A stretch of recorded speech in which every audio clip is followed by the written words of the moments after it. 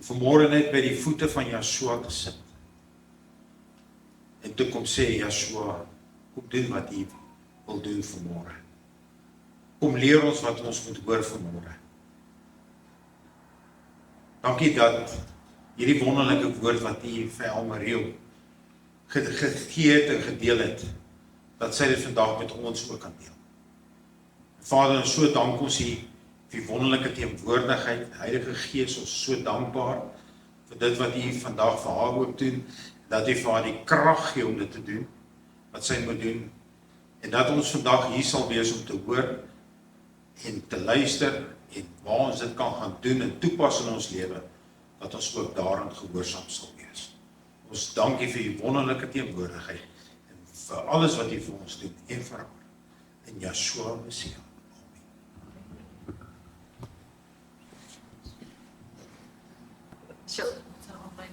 Dit sit nogal baie druk op 'n mens as die tegnologie nie wil saamspeel nie, want het so baie dinge al gedoen en geoefen en nou blyk dit of dit nie wil uitwerk nie, maar ek glo dit gaan uitwerk.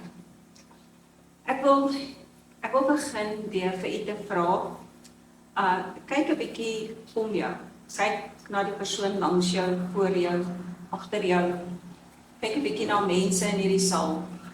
Dis party van ons wat oud is, en dis party van ons wat jonk is, party van ons is lank, en party is kort, party het blonde hare, ander het bruin hare, party het blou oë, ander het bruin oë.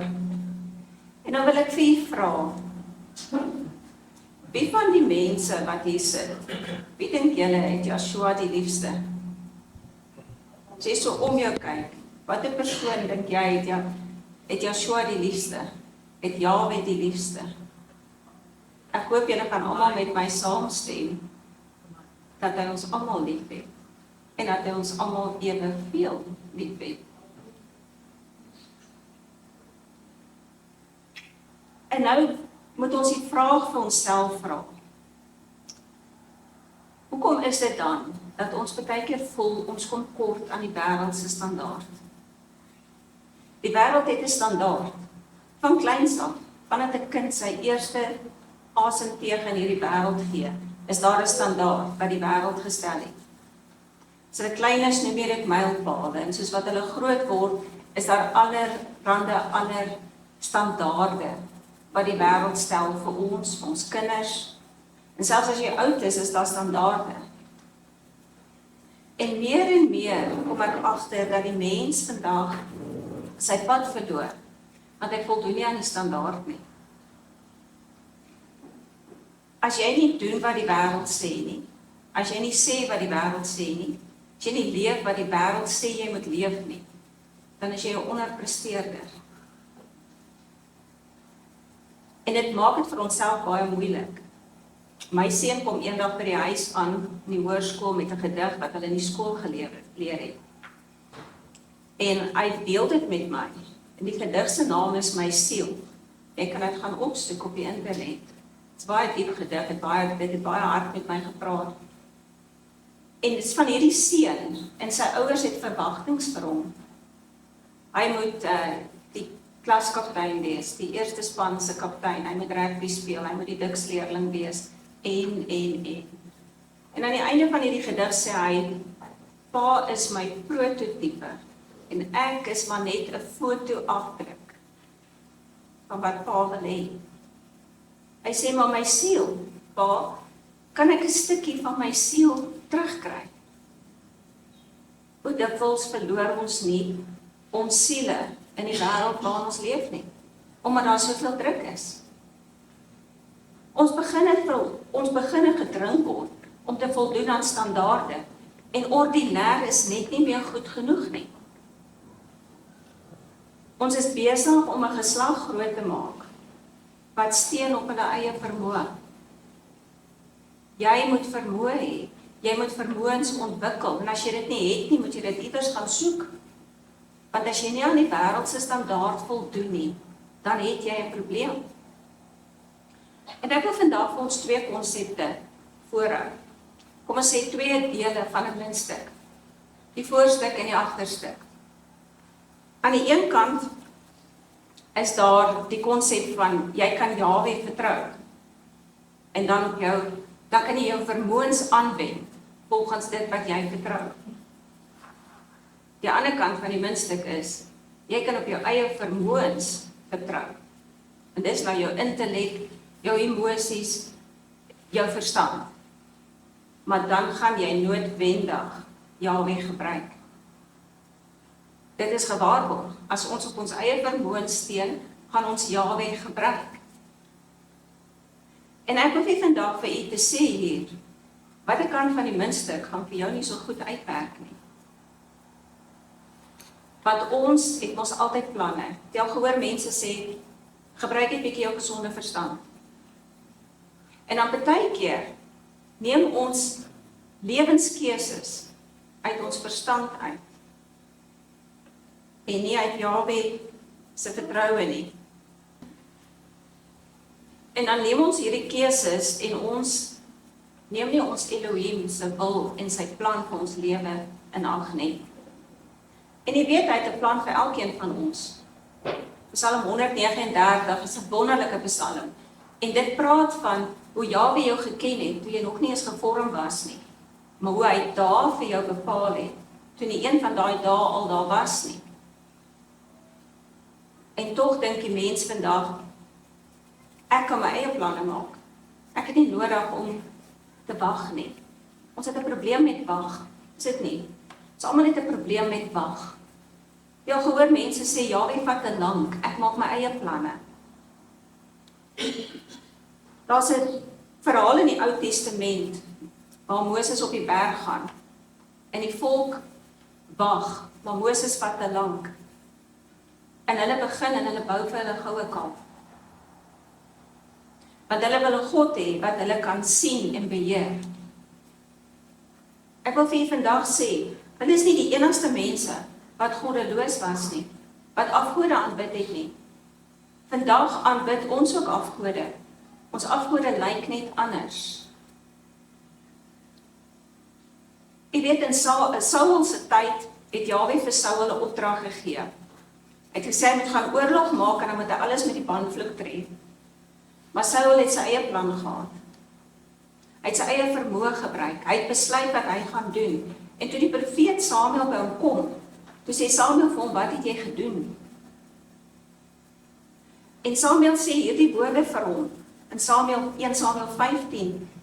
Samuel sê vir hom, wederstrewigheid is sonde van waarsêery en eie sinnigheid is afgodery en beeldediens. Hoeveel keer is ons besig met afgodery en beeldediens, want ons vertrou op ons eie vermoë. Ons dink ons weet beter. Ons soek 'n God, die mens herskep vir hom 'n God wat hy kan beheer. Een wat hy kan sê, wat om te sien, wat om te hoor, en wanneer om op te tree. Want ons wil nie wag nie. Dis nie die tyd wat ons wil wag vir enige iets nie. Dinge moet gebeur. En ons gaan vandag 'n bietjie kyk terug in die geskiedenis, in die Ou Testament. Baie mense sê, hoekom wil jy nou in die geskiedenis gaan kyk? My man wys in die week vir my hierdie wonderlike vers in Romeine 15. Daar staan alles wat tevore geskrywe is tot lering geskryf, sodat ons deur lydsaamheid, dis geduld, en bemoediging in die skrifte hoop kan hê.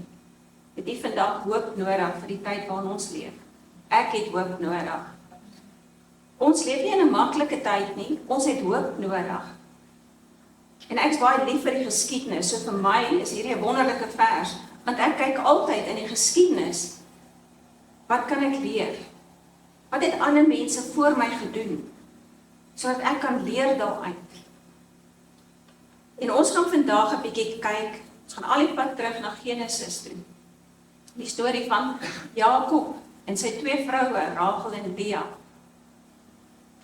Nou net vir 'n bietjie agtergrond. Jakob was een van 'n tweeling.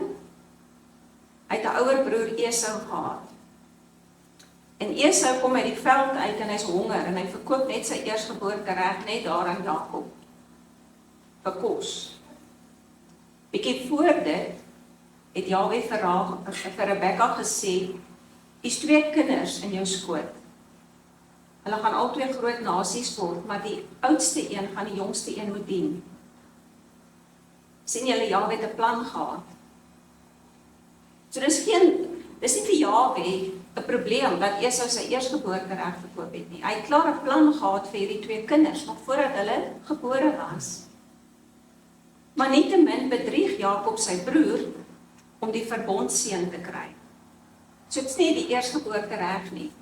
Jahwe het 'n verbond gemaak met Abraham, wat hy gesê het hy gaan doen, stand hou vir ewig. En die ewigheid het nie opgehou nie. Met ander woorde, Jakob het sy broer bedrieg, sodat hy die seën kon kry. En nou wil Esau hom doodmaak, so hy moes vlug. Hy vlug na Laban toe, sy ma se broer. En hy kom by die put aan, en hy's moeg. Nou op die pad het Jahwe in 'n droom aan hom verskyn, en Jahwe het basies die verbond met hom bevestig. So nou kom hy by hierdie put aan, waar hierdie oom van hom bly.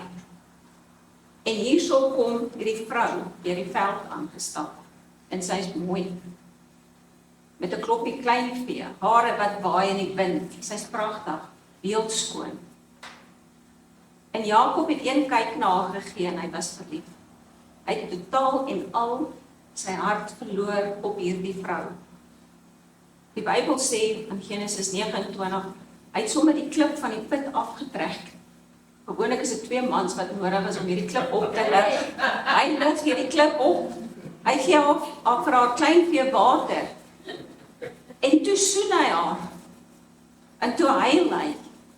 Klink amper soos Days of Our Lives. Dit was Rachel. Sy maak hierdie grand entrance. En sy is ook die eerste een wat in hierdie stuk genoem word. En sy vang Jakob se oog. Hy's verlief. Hy's so verlief, hy gaan na Laban toe en hy sê vir Laban, ek sal 7 jaar verniet werk. Soek net kos in 'n slaapplek, maar dan moet jy net vir my hierdie vrou gee. Want hy het 'n plan, hy het sy plan, dis wat hy wil hê. Nou hierdie Rachel het ook 'n suster gehad, Lea. En Lea word tweede genoem. Sy kom later in die prentjie. Maar Lea is nie Rachel nie, sy is nie so mooi nie. Die Bybel sê sy het dowwe oë gehad. Party vertaling sê sy het sagte oë gehad. Sy was ordinêr, sy was gewoon. Daar was niks aan haar nie. En dat ek vir vandag sê, langs die beeldskone Rachel gaan al die vrouens in hierdie plek soos 'n nakpadoek lyk. Kom ons sê, onindrukwekkend. Lea was onindrukwekkend. Gemeet aan die standaard van die wêreld. So hierdie vrou is nooit 'n oorweging vir Jakob nie. Sy is nie gekonsidereer nie. In die hele omgewing waar sy gewoon het, was daar nie 'n man wat kom aanklop het vir haar hand nie. Daar's niemand wat haar wil hê nie. Lea, die nie geliefde, lelike Lea, onindrukwekkende Lea. Die Bybel sê dit nie, maar ek dink sy het ingeval met haar pa se plan wat hy gemaak het. Want sy het gedink, dalk is my laaste kans om 'n man te kry. Dit is my laaste kans, ek is desperaat. En haar lewe begin saam met Jakob gebaseer op misleiding en in die skaduwee van haar suster. Dis waar hierdie vrou begin. En dis die dag van die bruiloft. Jakob is so opgewonde. Hy kry vir Rachel, so het hy gedink. En Laban het hierdie plan bewerk om Jakob, wat 'n bedrieger was, te bedrieg. En die Bybel sê dit so. Dit sê, die ander dag môre, daar was dit Lea. Hierdie man het probably 'n bietjie te veel gedrink. En toe hy wakker word, toe is dit Lea, nie Rachel nie. En hy weet hy's in die moeilikheid, want in daardie tyd is nie soos in die tyd waar ons vandag leef nie.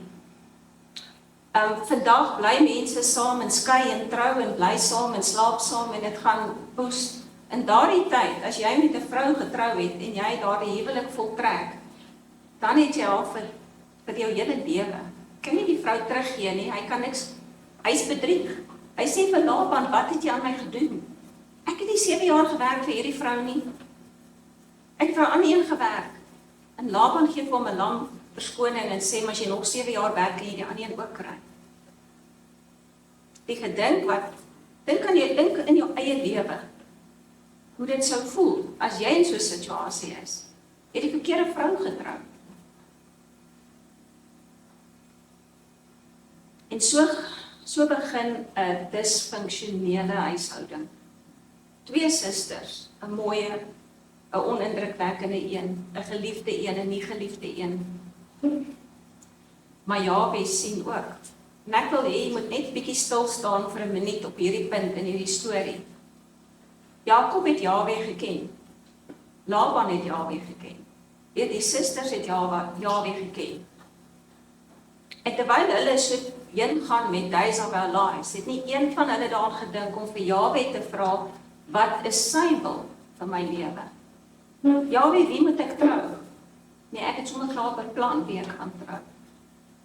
Jahwe, wat moet ek doen? Nee, ek het reeds beplan, ek het 'n plan. Hierdie mense het almal hulle planne gehad. Laban het beplan hoe hy van hierdie dogter ontslaag gaan raak. Elke een het 'n plan gehad, maar niemand het Jahwe gevra nie. So hy is in die agtergrond van hierdie hele storie. Hy sit en wag. En in vers 31 sien ons hier kom 'n ingryping van bo vir die nie geliefde vrou. Jahwe het later aan Rachel ook aandag gegee. Maar op hierdie stadium gee hy aandag aan die nie geliefde vrou. En in Genesis 29 vers 31 staan daar toe Jahwe sien dat Lea die nie geliefde was, het haar skoot geopen. Jahwe het gesien, hierdie vrou kry nie aandag nie. Jahwe het gesien, hierdie vrou is verwerp. Onthou wat het ons in Romeine gelees? Ons moet hoop kry. Ons moet hoop kry die geskiedenis uit. Hoeveel ons vandag, elke persoon wat in hierdie vertrek sit, gaan gebuk onder die stelsel waarin ons vandag lewe.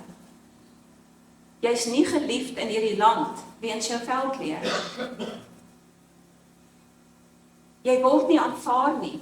Jy's 'n onderpresteerder. Nie omdat jy nie die vermoë het nie, omdat jy nie die geleenthede het nie.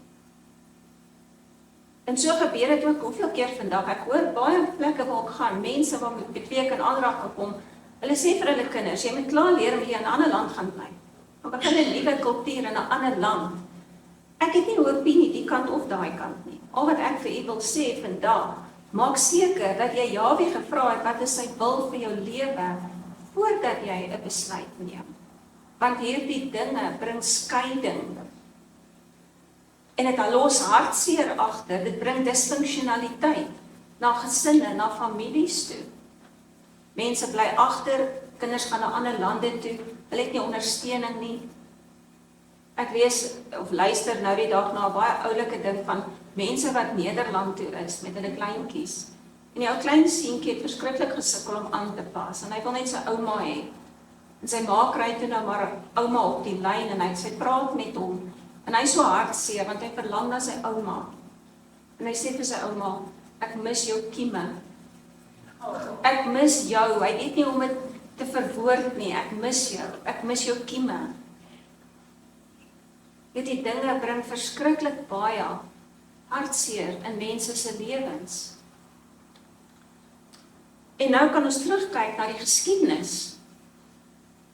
En wanneer niemand sien hoe 'n mens sukkel nie, wanneer niemand sien hoe jy gebuk gaan onder verwerping nie, wanneer jy dink niemand sien jou pyn nie, jy's onsigbaar, dan is die hoop vir ons vandag uit Lea se storie uit, want Jahwe het gesien. Hy het gesien. En daar's ook hoop vir ons as 'n volk vandag. As ons terugkyk na Eksodus 3 vers 7 tot 8. Hier staan Jahwe het gesê, en Jahwe sê, ek het duidelik gesien die ellende van my volk wat in Egipte is. Kan ek dit vandag oorvertaal? Ek het duidelik gesien die ellende van my volk wat in Suid-Afrika is. En ek het hulle jammerklagte oor hulle drywers gehoor. En ek ken hulle smarte. Ek ken elkeen van ons se persoonlike uitdagings. Hy ken ook ons volk se uitdagings. En daarom het ek neergedaal om hulle uit die hand van die terroriste, die goddeloses wat oor ons regeer, te verlos. Ons is almal gefrustreerd met die stelsel waar ons is. Alles is chaoties, alles val uit mekaar uit. Maar waar is my en jou fokus? Is ons fokus op 'n boer maak 'n plan? Of is ons fokus op dat ek Jahwe vertrou? En hoor wat wil hy hê moet ons doen in ons situasie? Waar is ons fokus vandag? Want as ons vermoëns gaan gebruik, het ons 'n probleem. En nou sê baie mense, maar ek kan niks doen nie. Jy kan baie doen. Jy kan bid. Bid julle, bid ons vir ons volk. Ek sit baie kere en dan is ek so hartseer oor die dinge wat in ons land gebeur, oor ons volk. En weet jy wat bid ek? Ek sê, Jahwe, keer ons harte terug na U toe, sodat U kan terugkeer na ons toe. Want ons is te vol van ons eie planne. So nou het Jahwe vir Lea gehoor en gesien, hy het gesien hierdie vrou is die nie geliefde. En Jahwe het haar skoot geopen en hy het vir haar 'n seun gegee. En sy het gesê, Jahwe het gesien, ek is die nie geliefde. En sy het hom Reuben genoem. En daarna het sy voortgegaan en sy het nog 'n seun gekry. En sy het gesê, Jahwe het gehoor, ek is die nie geliefde. Nou sal my man my lief hê. En sy het hom Simeon genoem. Haar fokus is nog steeds op haar eie pyn, haar eie verwerking. Haar fokus is op die plek waar sy seer het. En sy het net 'n begeerte om deur haar man liefgehet te word. En dit gebeur nie vir haar nie. En sy het 'n derde seun gekry en sy het gesê, ek gaan hom Levi noem. Want nou sal my man geheg aan my wees. Ek het presteer. Volgens die wêreldse standaarde in die antieke tye moet 'n man seuns hê. Dis 'n seëning van Elohim. Ek het presteer, ek het hom 3 seuns gegee. Nou gaan hy geheg wees aan my. Nou gaan hy my lief hê. Maar wat gebeur? Jakob se hart is by Rachel. Hy's heel gewillig om Lea se bed te deel, maar hy deel nie sy hart met haar nie. As Lea maar weer sien, dan loop hy hand aan hand met Rachel in die veld, hulle kyk in mekaar se oë en hou kerslig etens. En sy is nog steeds die een wat buite staan. Ons voel ook baie keer so in ons lewe. Miskien in jou eie omstandighede voel jy onsigbaar. Dalk voel jy, niemand sien my raak nie. Ek presteer nie volgens dit wat almal verwag nie. En wat ook al ek doen, is net nooit genoeg nie. En toe kry sy 'n 4de seun. En sy noem hom Juda. Want sy sê, die keer gaan ek Jahwe loof. Die keer verstaan ek dat my hulp, die een wat vir my voorsien, is nie Jakob nie. Dis Jahwe. Die keer gaan ek hom loof. En jy moet mooi onthou dit nou. Die keer gaan sy Jahwe loof vir hierdie seun Juda. Die profeet Jesaja het geskryf. En ons moet vandag notisie neem van wat hy geskryf het. Hy het gesê in Jesaja 54, hy sê, jou maker is jou man.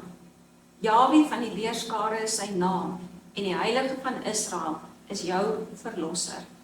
Ons is baie keer gefokus op mense. Iemand moet ons help, iemand moet ons lief hê, iemand moet ons verlos en ons vergeet. Ons het 'n man. Een wat baie belangstel om jou en my te help. Maar ons vergeet van hom, want ons is besig met ons eie planne, met ons eie vermoëns. En net na hierdie seun, hierdie oomblik wat Lea net haar fokus verander het, net daarna, toe kom die kompetisie terug. Rachel gee haar slavin vir Jakob, en Lea gee haar slavin vir Jakob, en Lea koop aande met haar kinders se appels, en is kind op kind, en elke kind wat gebore word, is 'n kompetisie tussen die twee. Die disfunksionaliteit kom terug. Partykeer hoor ons vir 'n oomblik, en as ons die uitstap, want ons vergeet, dan gaan ons weer aan, die disfunksionaliteit kom terug. En 12 seuns later, toe Rachel haar tweede seun kry, toe sy 'n moeilike geboorte, en toe sy nou geboorte gee, toe kom sy agter, sy gaan dit nie oorleef nie. En sy sê vir haar diensmeisies, noem hom Ben-Oni. Dit beteken kind van smarte.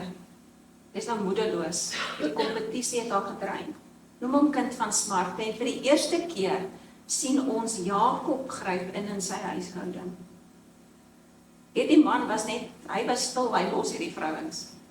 Nou gryp hy in en hy sê, nee, noem my seun Benjamin, my geliefde seun. Dis in al hierdie 12 kinders se geboortes, was daar net 2 keer wat die geboorte nie volgens die wil van 'n persoon geskied het nie. Die keer toe Lea gesê, loof Jahwe, en die keer toe Jakob gesê, hierdie seun is geliefd. Hoekom maak dit saak vir my en vir jou vandag? Hoekom maak dit saak? Het iemand al daaroor gedink? Want ons woorde echo baie keer in ons nageslag af. Ons woorde echo in ons nageslag af. Die was 12 seuns. Die oudste een het nie die eerstgeboorte reg gekry nie. Want hy het 'n verhouding met een van sy pa se byvroue aangeknoop. Simeon en Levi het nie die eerstgeboorte reg of die verbondseun gekry nie. Want hulle lyk my te kort lont gehad. Hulle het die hele stad se manne uitgeroei teen die wense van hulle pa en Jahwe. Levi het later die priesterambt gekry. Maar Juda, die tyd toe sy haar fokus geskuif het na Jahwe. Juda is die stam waaruit baie dinge gebeur het. En Benjamin, die eerste koning van Israel, Saul, was 'n Benjamiet.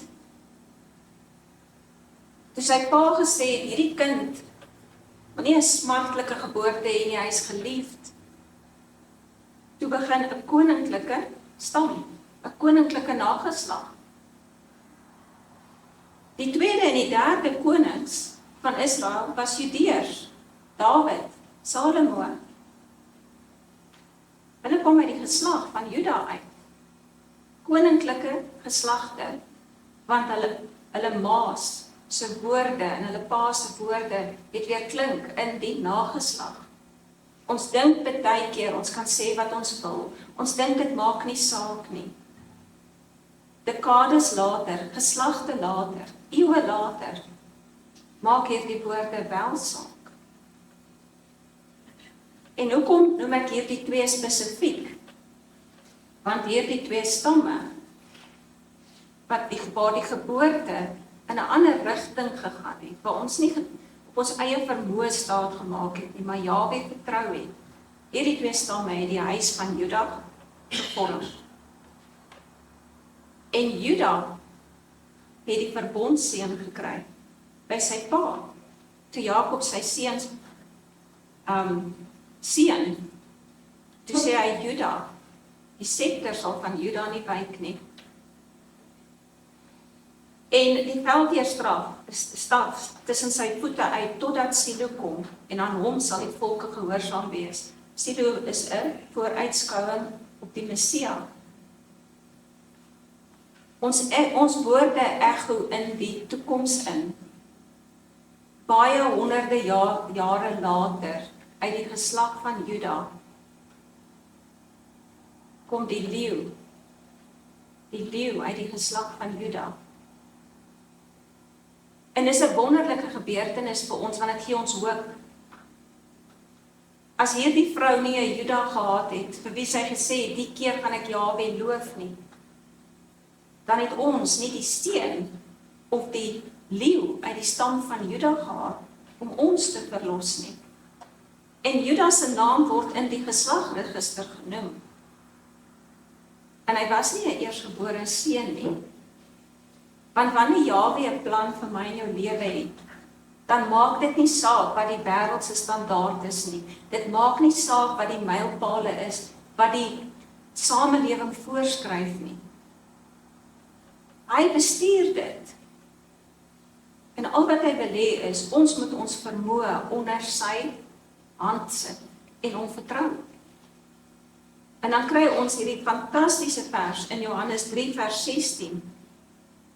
Ek wil hom so klein bietjie in Elmarie vertaling sit. So lief het Jahwe die wêreld gehad, my vir jou, vir elkeen wat langs jou sit en voor jou en agter jou sit, dat hy sy eniggebore seun gegee het. Kan ek invoeg? Gebore uit die nageslag van die nie geliefde Lea, sodat elkeen wat in hom glo nie verlore mag gaan nie, maar die ewige lewe mag hê.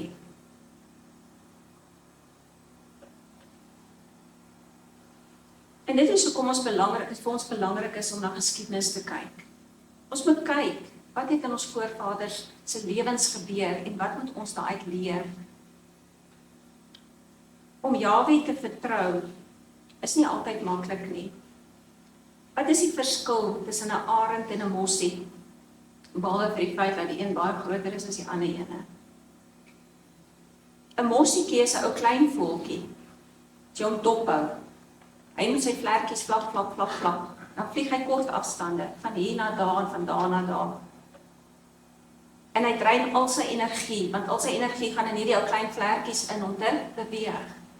Wat doen 'n arend? 'n Arend gebruik energie en hy styg op. Hy gaan boontoe en as hy daar bo kom, dan vang hy 'n ligstroom. Hy sprei sy vlerke en hy gaan waar hy wil sonder enige energie gebruik. En so skryf die profeet Jesaja vir ons.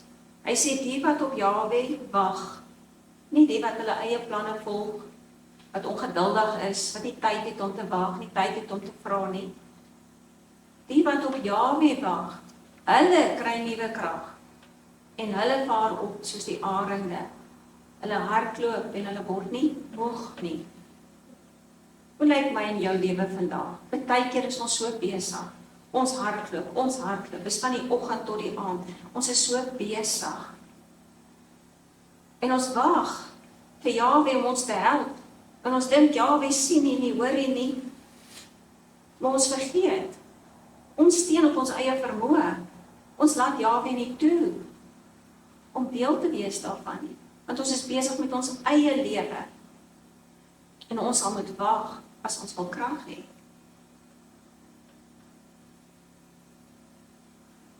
Ek wil hierdie laaste deel van hierdie boodskap wil ek wy aan ietwat van 'n persoonlike ervaring. Ek deel nie baie my persoonlike ervarings met mense nie. En ek gaan nie alles deel nie, maar ek gaan iets daaroor deel. 'n Paar jaar gelede was ek by 'n vrouekamp. En 'n kosbare suster in die gemeente daardie tyd het vir my gesê ek het 'n woord vir jou van Jahwe af. 'n Profetiese woord. En sy sê Jahwe sê jy is Lea, die nie geliefde. Maar jy moet onthou dat toe Jakob opdrag gegee het aan sy kinders oor sy begrafnis, toe sê hy, begrawe my by my vrou Lea. Ek was regtig baie onervare in profetiese woorde in daai tyd. So hierdie woord was vir my onverstaanbaar en onverklaarbaar. En dit was op 'n tyd wat ek nie geweet het van 'n rakkiepakkie, sit die ding daarbo en wag en kyk wanneer Jahwe met jou wil praat nie. En dit het eintlik vir my 'n struikelblok geword, hierdie profetiese woord. Elke keer as iets verkeerd gaan in my lewe, dan dink ek, maar jy's lelike Lea. Jy's nie geliefde Lea, jy's tweede keuse. Jy moet harder probeer, harder presteer. En ek het eintlik aanstoot geneem aan hierdie woord. Ernstig. Ek staan eendag by my werk in die kombuis en 'n vrou sê vir my, sy gaan 'n ouma word, haar dogter gaan 'n dogtertjie kry. Ek sê, dis wonderlik, het julle al 'n naam uitgedink. Sy sê, ja, ons gaan haar Lea noem. En ek voel die weerstand en die weerstand in my opkom. Ek dink, wie by sy gesonde verstand noem hulle kind Lea, lelike Lea. Maar ek besef ook, ek gaan vir Lea van die rak moet afhaal. Want ek sê vir myself, werklik Lea, kan ek nie maar Deborah wees, of Rachel, of Lydia, of net een ander vrou in die Bybel.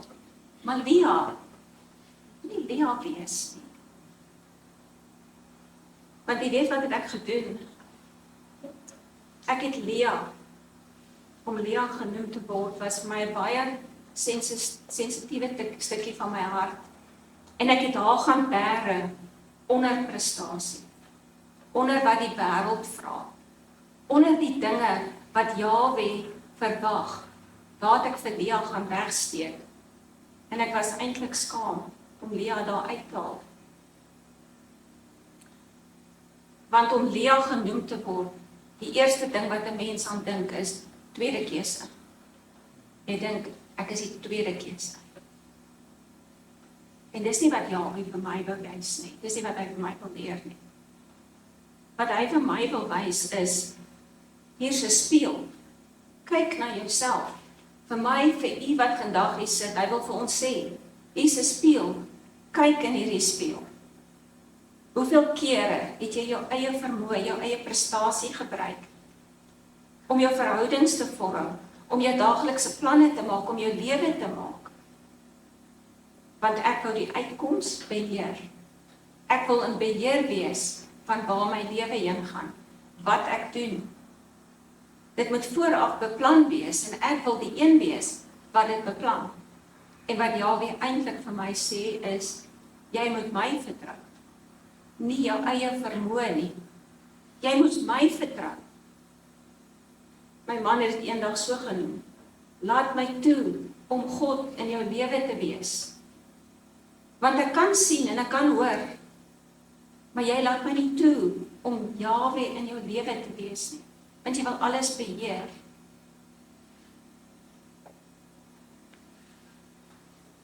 So Lea se storie het 'n begin, maar Lea se storie het ook 'n einde. Nou het baie ander dinge vir my gesê, en ek gaan dit nie deel vandag nie.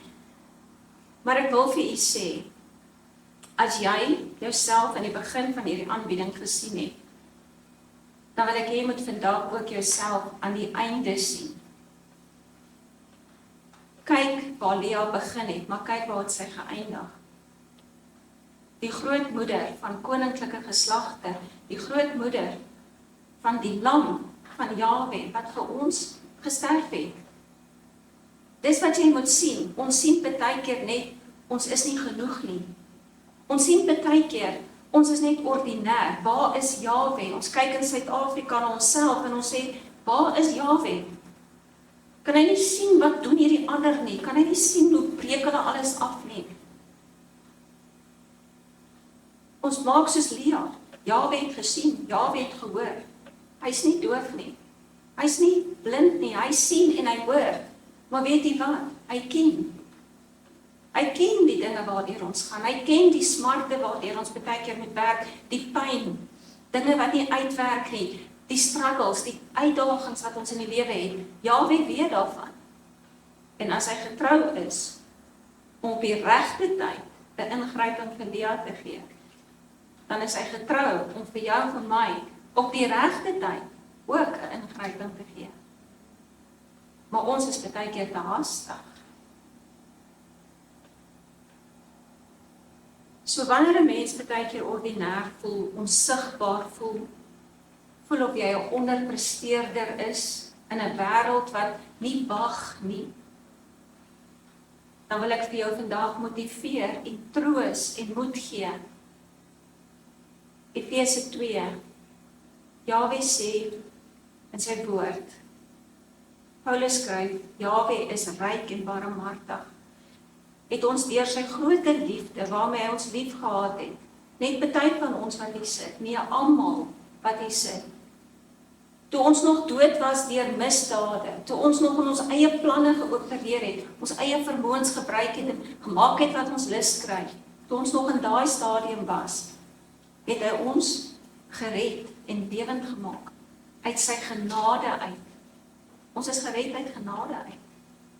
Niks wat ek en jy gedoen het, hoe ons presteer het of wat hy vir ons doen, gaan dit verander nie. En wat moet ek en jy doen? Wat is ons veronderstel om te doen? Wat is ons rol? Jahwe wil hê, ons moet hom prys. Die keer moet jy jou hande ophef en sê, ek gaan Jahwe loof in my storm. Ek gaan hom loof in my uitdaging. Ek gaan hom loof wanneer die wêreld dink ek is nie goed genoeg nie. Wanneer my baas by my werk sê ek is 'n onderpresteerder. Wanneer mense sê jy praat nie die regte dinge nie. Dis nie polities korrek nie, jy sê nie die regte goed nie. Wanneer ons dink ons is onordinêr, onindrukwekkend, dan kan ons woorde, ons nageslag, se seën en die verbond wat Jahwe met ons gemaak het, ontsluit. En ons dink, dis nie in ons nie. Dis in elkeen van ons. Ons moet versigtig wees wat ons sê. Wat sê jy in jou omstandighede?